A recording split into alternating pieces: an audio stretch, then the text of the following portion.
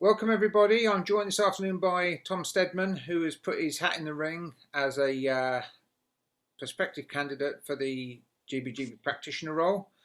Good afternoon, Tom, and welcome. Good afternoon. It's good to be here. Good to be here. Okay, first things, obviously a little bit of a background. Your own background in professionally, and also as far as dogs is concerned. Okay, so from a professional point of view, I joined the Dorset Police in 2003, where I spent 9 to 10 years on frontline policing. Got a bit fed up with it, all the night shifts and so on. Took a bit of a change, started my own business in Weymouth on the seafront in Dorset. Subsequently, I've opened 2 shops in the same location. So we've got 2 seaside gift shops in Weymouth. From a greyhound point of view, started off with dogs at Poole with Steve Pilgrim, Bill Black, Joe Burridge, had a few graders and so on. Moved on to probably our best dog, Mrs. Rue, who was with Simon Harms. Started off at Poole, ended up obviously runner-up in the Golden Jacket, where we subsequently moved on to Lee Field at Monmore, where he's got 3 of our Mrs. Rue pups. Mr. Rue is probably known to most of the viewers, Master Rue. And we've got a 3rd litter with Magical Bale, Mrs. Rue, who is 7 months of age. You've put your hat in the ring. What is it that basically? What's your manifesto? What is it that you would like to talk about? That things that you'd like to bring to GBGB? I think for the last couple of years, I think the owners have been totally undervalued. They've had no representation. I don't think that's too controversial. I don't think there's been any representation at all. So I am simply here, not as myself. I am here to represent the owners. That's what I'm doing it for. We need to get, without owners, there is no greyhound racing. We need owners. We need more owners in the sport. So I'm simply, I want to be available to the owners. If they've got a problem, send me an email, send me a text, contact me, and I will do my best. I'm not saying I'm going to change the world. I've got to get into the board meetings and see what I can actually do. Many people say I'll do nothing. There's nothing you can do, but I could moan all day on social media, Twitter, greyhound scene, etc., but I want to give it a try. I will give it a try, and that's all I can do. Okay. Would there be anything specific that you would have in mind? Any particular areas that you'd like to go down? I think owners need to feel valued. For example, I've read a few things today, last couple of days. Simple things like an owner's pass. If you own a greyhound, you should have an owner's pass. It sounds so simple, but it means something to an owner. Being able to go to a stadium, I don't think you should be paying the full price. You need to have some kind of privilege. If you go to a track, I know at Poole, if you're an owner, it wasn't much, but on the outside bit of Poole, you could have a little owner's bit. If you just feel a bit valued, you're more likely to buy more dogs, to get more involved in the game. Whereas if you spend a couple of grand on a dog, you get no privileges, you get nothing at all. What's the incentive to buy more? There is no incentive. So generally, I just want to be a voice for owners. I want to let owners. They have an opinion on social media, but it doesn't seem to go anywhere. We've got no owners representative. So let's get a representative, whether it's me or Paul, whoever it may be. But let's give us a voice again. Okay. What is your perception of the board and how it operates? I think that's where I may have an advantage, that I'm not going to claim to know everything about how the board operates. I tend not to believe rumours on Twitter or greyhound scene or social media about what goes on and what doesn't go on. So I think that's a case of me sitting in the boardroom for the first board meeting, actually just listening, taking in all the information, understanding how it all works.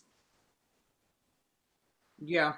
And what specific area would you be looking? You talk. I take on board what you said about owners feeling undervalued. Would there be any specific things beyond, shall we say, the owner's pass that you would have? I think owners, again, the biggest gripe with owners, you've got to look at prize money, things like that. I've done a little bit of research today. You've got some dogs running for 30 quid.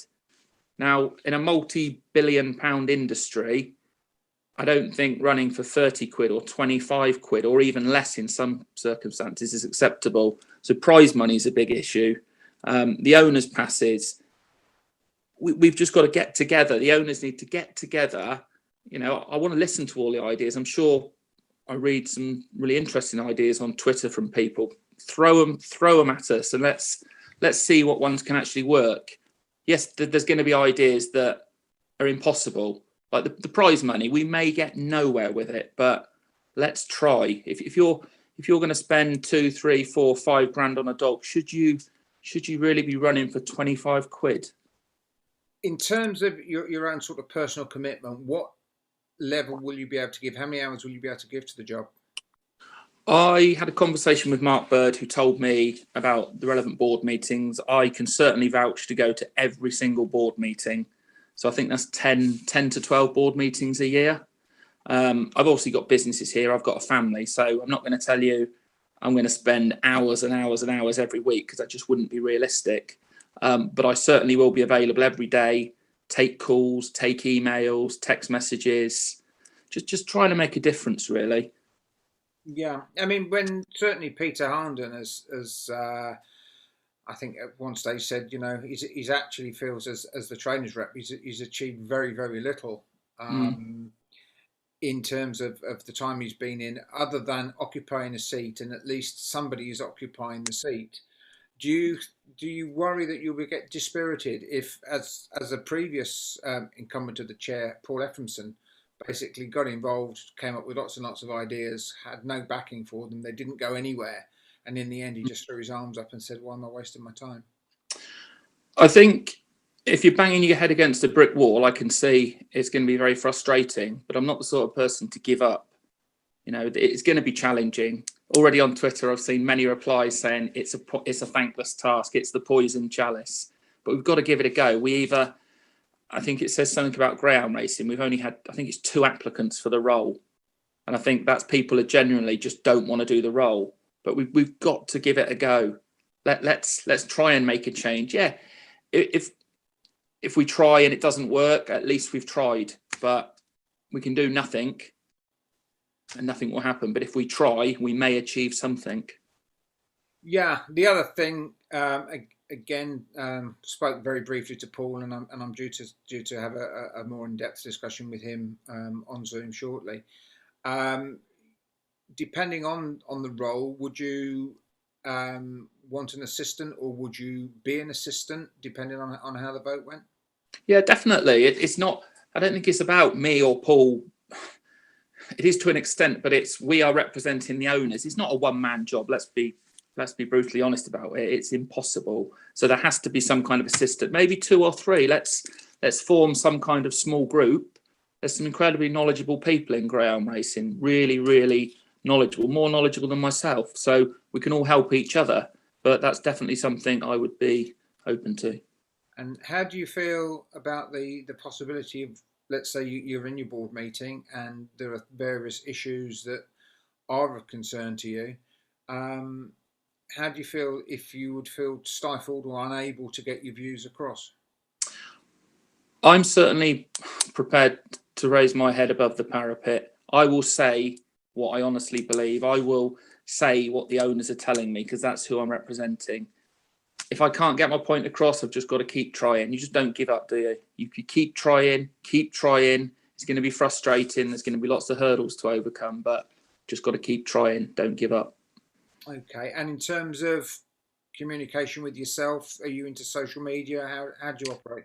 Yep, Twitter, Facebook, Instagram. I would set up a brand new email. I will be contactable 24 hours a day. Yes, I'm not going to respond to everyone straight away, to work commitments and so on, but I will be fully social media savvy, should we say. Okay. And in terms, if anybody wanted to contact you now, in terms of Twitter? Yep, contact me on Twitter. My Twitter handle is just literally, it's at Tom Steadman 11. So that's the number 11. But contact me, please do follow me.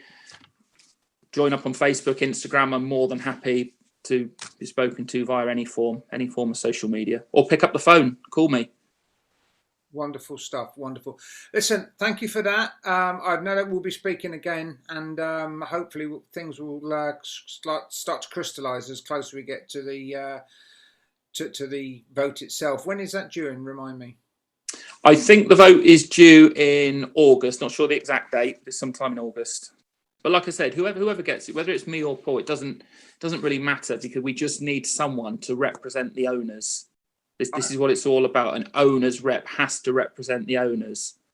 I was going to say, I mean, it would be an absolute travesty, would it not, if we can't find anybody that was prepared to put the graft in.